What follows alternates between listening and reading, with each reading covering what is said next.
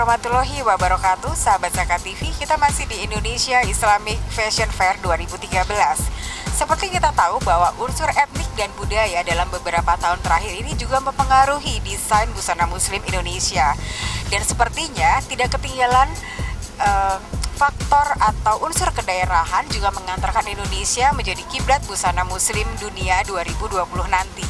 Dan saya saat ini ada di depan stand yang karyanya banyak mencerminkan tentang bagaimana kembali ke alam dan bagaimana juga kembali kepada budaya kita sendiri, yaitu budaya Indonesia. Dan kita akan berbincang-bincang sesaat lagi dengan desainernya.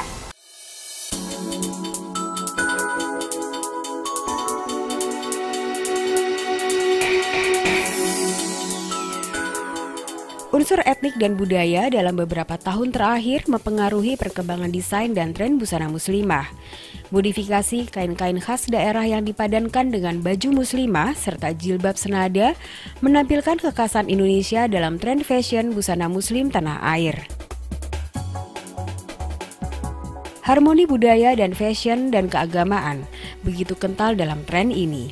Para desainer lebih kreatif dalam menggali dan mengeksplorasi kekayaan etnik dan budaya ke dalam desain busana muslimah. Selain memperkaya khasanah mode busana muslimah tanah air, hal ini juga menunjukkan bahwa tren busana muslimah Indonesia tidak sepenuhnya berkiblat ke Timur Tengah, tetapi juga membuktikan inovasi para desainer tanah air dalam berkarya dengan memanfaatkan unsur kebinekaan dalam negeri.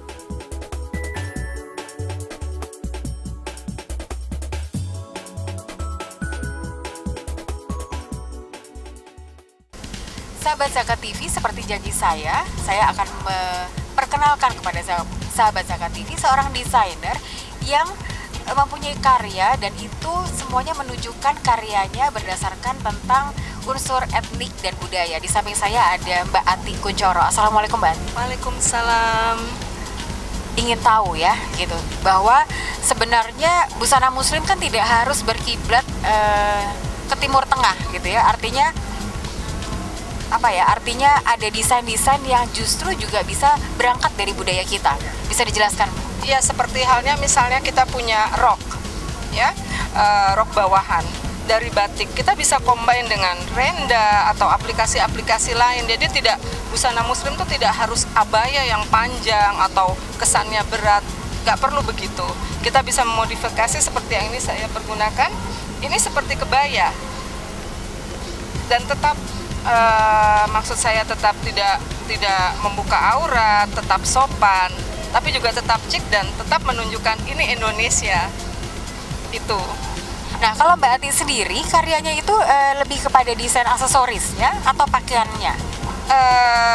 Selama ini memang saya menggeluti dunia aksesoris, tapi untuk saat ini saya kepingin lebih memperluas di bidang busana karena saya ingin menunjukkan bahwa walaupun kita sudah, kebetulan umur saya 50, kita sudah 50 tahun, kita masih bisa berbusana dengan cik, dengan indah, tidak kalah dengan fashion anak-anak hijabers sekarang yang trendy atau bagaimana, kita masih bisa. Jadi berarti sahabat Zakat TV yang mungkin usianya juga sudah tidak muda lagi, itu bukan berarti penghalang untuk tidak tampil cantik, tetap cik, dan bukan berarti kita harus memakai abaya yang berat, yang gombrong-gombrong. Demikian juga dengan warna. Kita tidak terpaku pada warna-warna gelap seperti hitam. Tetap kita bisa memakai warna lain dan tetap kelihatan sopan. Bicara soal warna gitu ya, atau kain yang digunakan. Itu kan ada batik, ada songket, ada juga tenun. Itu yang semuanya kadang-kadang kalau batik mungkin ada bahannya yang lembut begitu Mbak Ati, sutra. Tapi ada juga yang bahannya keras. Apakah itu memungkinkan untuk dijadikan desain sebagai bahan baku untuk busana muslim? Bisa, seperti halnya tenun. Tenun itu kan juga keras, Mbak. Bisa. Kita bikin seperti coat, itu kan bisa. Malah kita bisa menunjukkan, misalnya ada yang keluar negeri yang beriklim dingin, kita bikin dari tenun, Mbak. Itu kan lebih kita bisa menunjukkan bahwa walaupun Indonesia tidak punya winter, tapi busana kita, tekstil kita bisa mendunia, kenapa tidak? kita tahu ya bahwa di Indonesia itu banyak sekali berbagai macam. Mbak Ati sendiri ingin mengangkat budaya apa yang ingin diangkat? Saya ingin batik, Mbak. Saya ingin sekali meningkatkan batik, bahwa batik bisa tembus kemana-mana, terutama ke India, karena sampai saat ini untuk ke India tuh sulit sekali. Mereka merasa, memang kita tahu Mbak ya, India adalah produser tekstil terbesar di dunia. Kedua mungkin Cina. Kenapa batik tidak bisa seperti itu? Kesulitannya apa Mbak kira-kira, kenapa batik susah sekali menembus ke India? Begini ya Mbak, yang saya lihat orang India tuh sangat mencintai budaya. Karena seperti kebetulan saya tinggal di India, dari kecil anak itu sudah diajarkan untuk mencintai budayanya, artnya. Saya rasa mungkin sekarang itu yang perlu ditingkatkan di Indonesia. Sudah saatnya kita juga mengikuti apa yang menjadi teladan, yang bisa diteladani, begitu ya? Yang baik kita tiru, ya memang tidak semua, tapi kan semua itu selalu ada dua sisi, ada baik dan ada buruk. Nah, mengapa kita tidak ambil yang baik itu, kita tiru? Seperti halnya pendidikan, itu kan baik Mbak. Jadi bukan misalnya, ini yang saya lihat ya Mbak, jadi melebar kemana-mana. Saya sering melihat misalnya ke daerah pariwisata seperti Borobudur. Yang saya lihat anak-anak tuh hanya sekedar lari, berfoto, tapi tidak melihat esensi. Sayang sekali kan Mbak.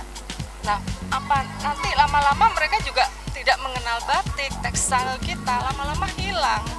Jadi lewat ini adalah usaha yang bisa kita lakukan gitu ya, yang di lingkungan kita. Mbak Ati ingin tahu, apakah Mbak Ati sudah pernah mencoba mengkombinasikan gitu ya, mengkolaborasikan sentuhan budaya kita dengan sentuhan budaya luar? Saya sedang mencoba Mbak. Jadi batik saya kombinasikan dengan renda-renda India. Jadi saya ingin menunjukkan, walaupun kita berlainan negara, tapi kita bisa berkolaborasi. Dan alangkah baiknya kita juga menunjukkan ke India, ternyata hasil karya kamu juga bisa kita kombinasikan dengan hasil dari Indonesia. Contohnya ada Mbak?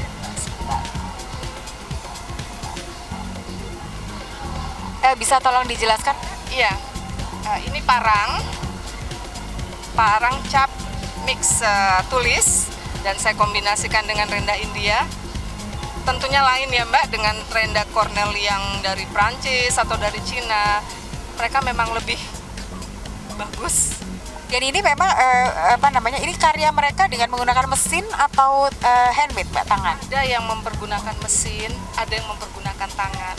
Karena memang di sana terkenal dengan handmade-nya Mbak. Nah Mbak Ati, apakah sudah pernah mencoba memasarkan ini di India? Saya belum coba Mbak, tapi insya Allah saya akan berusaha.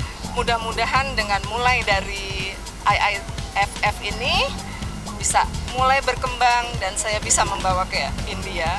Insya Allah ya Mbak, kita berdoa bersama-sama sahabat Zakat TV, setidaknya kita bisa mengantarkan Indonesia menjadi kiblat budaya mode muslim sedunia ya. Itu amin Mbak, itu yang saya harapkan. Mbak Ati, kita juga ingin tahu untuk pemilihan modelnya. Itu Mbak Ati, kira-kira Mbak Ati selama ini melihat dari mana? Karena kebetulan saya tidak tinggal di Indonesia ya Mbak, jadi saya melihat dari selera saya sendiri, saya melihat juga dari majalah, dari internet, dan saya kombinasikan sendiri. Oh ini ditambah ini dikurangi ini, begitu Mbak. Nah Mbak Ati, masih ada tidak hambatan, meskipun ini cita-cita dalam mengkolaborasikan dua etnis ini, tapi tidak-tidaknya ada nggak sih yang masih menjadi hambatan, apakah penyediaan dari bahan bakunya atau gimana? Karena dua-duanya ini konon katanya kalau buatan daerah, kadang-kadang untuk penyediaan bahan bakunya masih sulit. Sebetulnya enggak sih Mbak, sebetulnya enggak. Seperti misalnya di Indonesia, di Jakarta, banyak batik Mbak di mana-mana. Di Tamrin City ada, Tanah Abang ada, itu tidak masalah Mbak. Yang jadi permasalahan karena untuk yang baru mau mulai merintis itu yang susah. Dan itu pasti butuh perjuangan dan kesabaran gitu. Nah Mbak Ati, aku juga ngelihat ada model lainnya lagi gitu ya. Ini yang di depan ini juga ada unsur Indianya sepertinya ya Mbak? Iya Mbak, ini juga unsur India. Ini jadi saya pergunakan dari sari, dan ini juga renda-rendanya renda India. Modelnya cute Mbak. Jadi kita bisa memakai daleman, manset, dan celana legging, atau seperti saya ini yang lurus seperti ini, manset juga bisa. Begitu Mbak. Mbak Ati, pertanyaan terakhir, Mbak Ati ada nggak cita-cita ke depan yang setidaknya nanti mungkin bisa melancarkan usaha Mbak Ati, melancarkan ikhtiar kita untuk mengantarkan Indonesia ini ke jenjang internasional, khususnya untuk busana muslim? Ingin Mbak, sangat ingin sekali. Dan saya juga ingin mencoba nanti andai di India ada acara, saya ingin menunjukkan bahwa kita juga punya batik, India punya sari, Indonesia punya batik, dan bisa kita banggakan.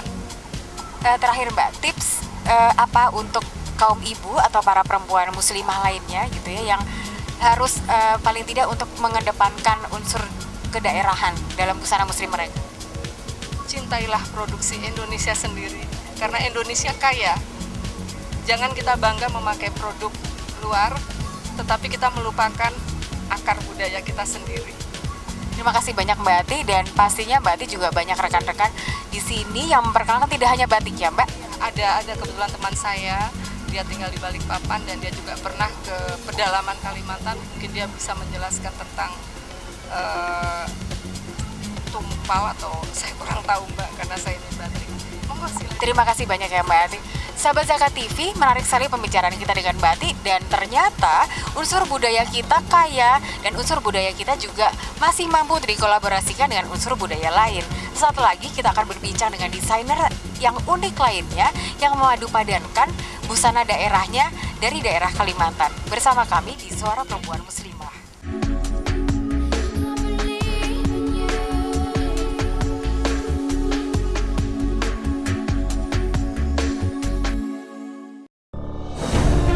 Ketika keindahan dunia merebak keselarasan, berbagi kemesraan.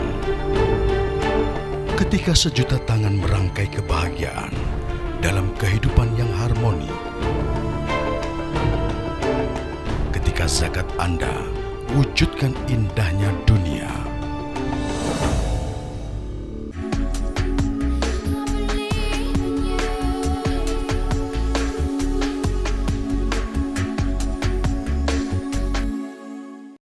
Sahabat Zakat TV, masih bersama saya yang akan memperkenalkan unsur kedaerahan ya. Kalau tadi dengan Mbak Ati kita bicara panjang lebar tentang batik, di sebelah saya sudah ada Mbak Diah. Assalamualaikum Mbak Diah. Waalaikumsalam. Mbak Diah, tadi Mbak Ati sempat memberikan sedikit informasi bahwa Mbak Diah ini dari Kalimantan dan sedang mempelajari atau sedang mengkolaborasikan unsur kedaerahannya untuk busana muslim. Bisa diceritakan?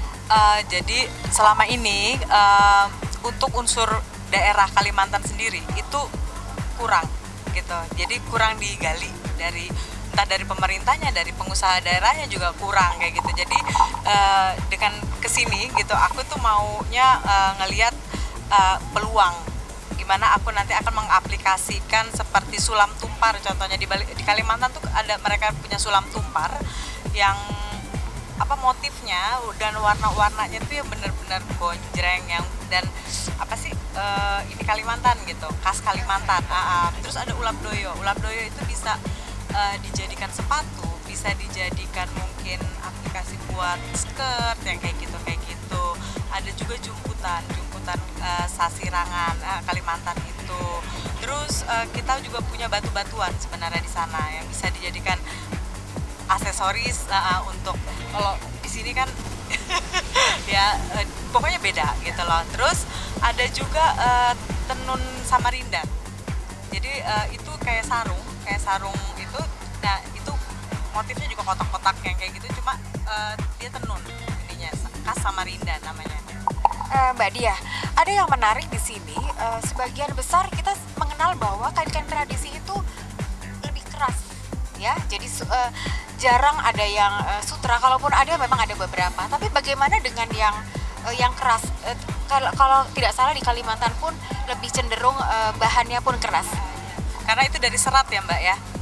Jadi serat itu mungkin kita aplikasikan mungkin buat satu sisi aja kayak gitu, yang nggak bisa dijadikan satu baju kayak gitu, karena jadi kesannya kan terlalu yang keras kayak gitu, atau dijadikan tas yang kayak gitu. Selama ini beberapa aku buat tas kayak gitu dari ulap doyo Jadi itu serat kayak serat daun pandan kayak gitu yang cuma tumbuh di Kalimantan. Diambil seratnya terus diolah, dipewarnain alam kayak gitu.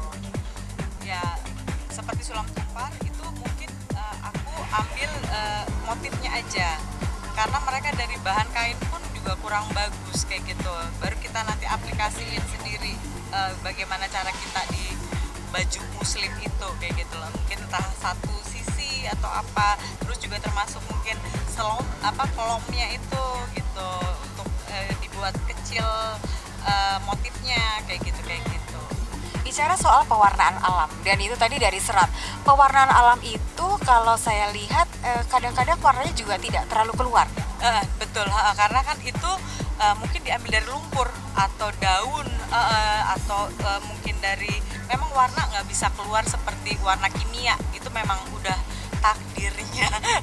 Tapi Mbak Dia, itu bukan berarti penghalang kita untuk bisa memodifikasi unsur etnik pewarnaan alam itu dalam busana muslim kita. Itu bisa juga dipadu-padankan, misalnya kerudung kita yang dengan warna yang lebih menyala begitu ya Mbak? Bisa begitu. Yang kita mungkin dasar bahan itu sendiri yang udah gonjreng, kita paduin dengan manis-manisnya si tenun-tenun tadi kayak gitu. Sebab kalau seumpamanya kita pure dengan sumber itu nggak bisa gitu, nggak masuk ininya.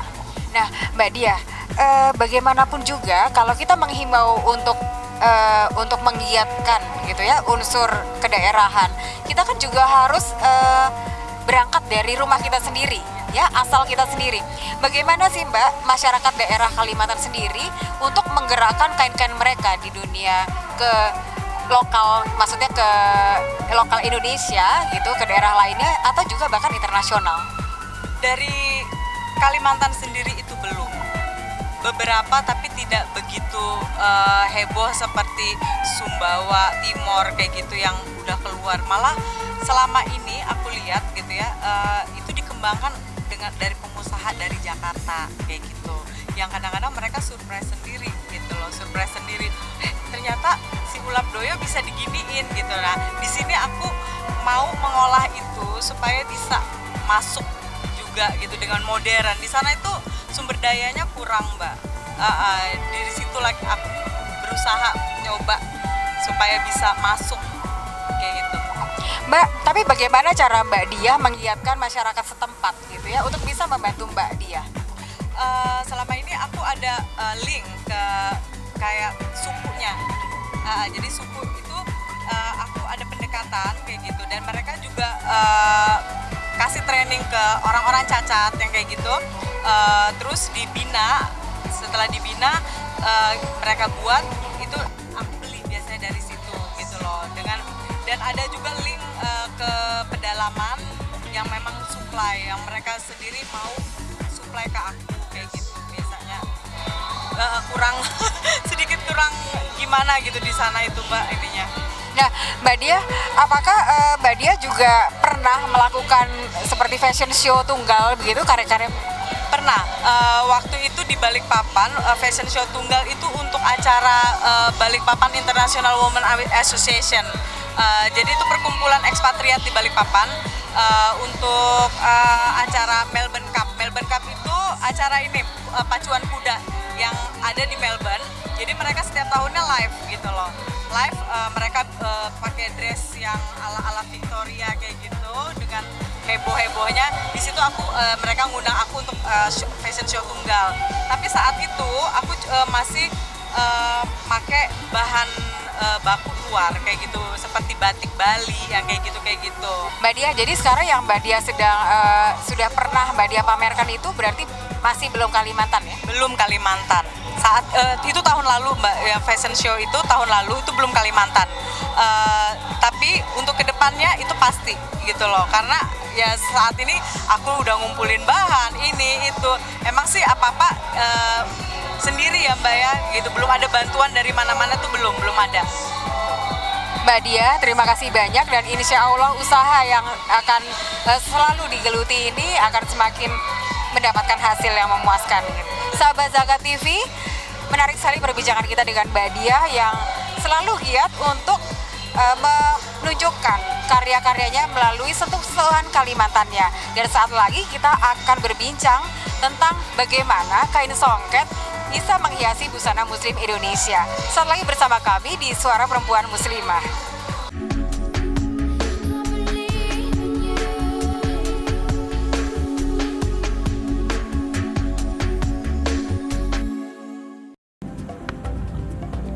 Semangat kemenangan harus berasal dari sportivitas yang datang dari hati. Saya Bawang Pamungkas, saya zakat di Dompet Duafa. Keluarga adalah sumber inspirasi saya. Kehangatannya datang dari hati. Saya Inneke Koesherawati, saya zakat Dompet Duafa.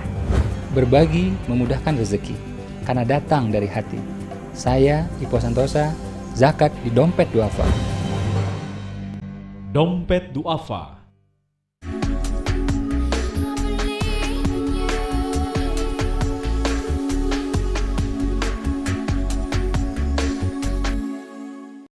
Sahabat Zakat TV, kalau tadi kita berbincang banyak hal tentang bagaimana kain batik dan bagaimana juga kain Kalimantan, sekarang saya sudah bersama dengan Mbak Novi. Assalamualaikum Mbak. Waalaikumsalam warahmatullahi wabarakatuh, Mbak. Dan dengan Mbak Novi ini, Mbak Novi akan bercerita bagaimana kain songket dari Bali dan kain songket dari Sumatera menghiasi pakaian busana muslim wanita Indonesia. Mbak, bisa cerita nggak sih, di sini kain apa saja dan yang menjadi karya dari Mbak Novi? Di sini ada songket Bali, juga ada songket Palembangnya, dan kita punya sadum Bataknya. Iya. Berarti ada tiga ya, ada tiga kain, tiga Bali, Palembang, dan Batak. Mbak, bisa diceritakan mana yang Bali, mana yang Palembang, dan mana yang Batak? Kalau yang Bali ini Mbak, ya untuk di sini adalah Bali semua. Nah kalau untuk Palembangnya kita ada yang di luar ya, yang di depan. Sedangkan sadum Bataknya kita ada yang ini. Iya. Kekasan dari kain-kain tradisi mereka gitu ya, itu kira-kira bisa dipakai untuk busana muslim apanya? Kerudungnya kah, atau busananya, atau apanya? Sebenarnya itu untuk songket Bali atau songket Palembang. Kalau untuk Palembang bagus untuk pakaian bagian bawah atau dibuat kain. Biasanya ibu-ibu tuh bisa dipadu-padankan dengan kebaya.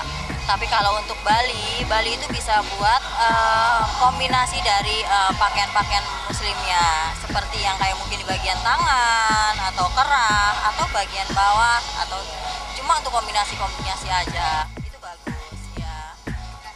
Selama ini, menurut pengamatan dan pengalamannya Mbak Novi, itu bagaimana dengan harga?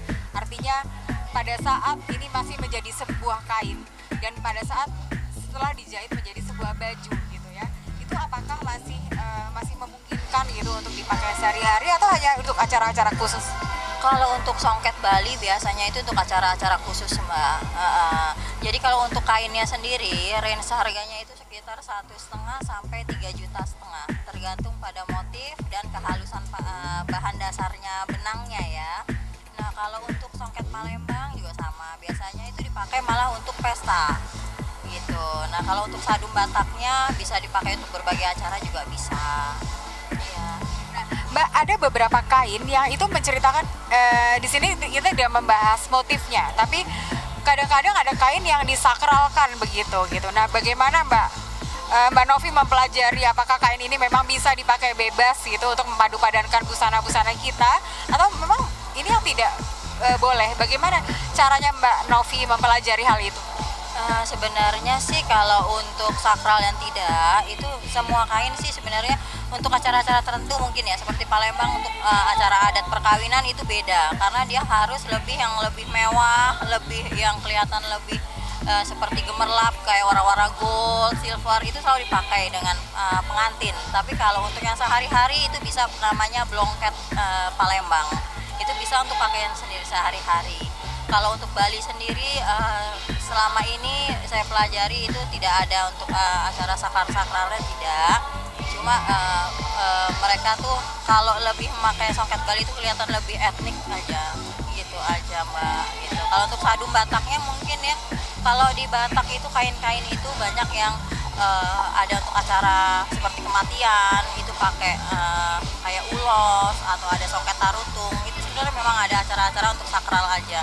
Tapi semakin kita maju ke depan, kain-kain itu juga bisa juga untuk kombinasi pakaian muslim gitu. Contohnya salah satunya seperti itu ya Mbak. Nah Mbak Novi kan harus mensosialisasikan ini semua kepada sahabat-sahabat Zakat TV lainnya, bahkan yang juga ada di Jakarta. Bagaimana, apakah Mbak Novi bekerja sama dengan orang lokal atau untuk pengadaan semua kain-kain ini? Biasanya saya itu ke daerah-daerah untuk menemui para pengrajinnya Mbak gitu. Karena pengrajinnya dari pengrajinnya langsung bisa tahu nih sejarahnya gimana dengan kain ini. Ini bagusnya buat apa, warnanya itu bagaimana. Jadi bisa kita menyampaikan ke customer untuk yang di Jakarta atau dari orang-orang yang belum tahu itu gimana, belum tahu itu supaya ini loh saya ceritain prosesnya seperti ini gitu. Jadi biar mereka lebih tahu, lebih mengerti tentang kain-kain dari budaya Indonesia gitu. Mbak, tapi biasanya untuk pengerjaan satu kain saja kan ada yang berbulan-bulan, bahkan bertahun-tahun karena itu ditenun dan konon katanya kapasnya itu juga dipintal sendiri begitu. Apakah Mbak Novi juga ada kesulitan untuk penyediaan kain itu sementara ada order dari Jakarta misalnya? Kalau untuk itu mereka sudah punya tempat untuk pengambilannya. Biasanya aku cuma ke pengrajin dan mesan motif gitu. Jadi mereka yang mengerjakan semuanya. Begitu mereka selesai biasanya dia, Mbak sudah selesai dengan motif sesuai pesanan saya. Mbak Novi, terima kasih sekali. Sahabat Zakat TV, menarik sekali perbincangan kita dengan 3 perempuan yang mempunyai pandangan yang sama, yaitu memajukan unsur etnik dalam busana muslim Indonesia, dan itu setidaknya memberikan dukungan yang sangat besar dengan cita-cita kita mengantarkan Indonesia menjadi kiblat busana muslim dunia di nanti tahun 2020. Dan sampai berjumpa di program Suara Perempuan Muslimah dengan episode mendatang yang tidak kalah menariknya. Wassalamualaikum warahmatullahi wabarakatuh.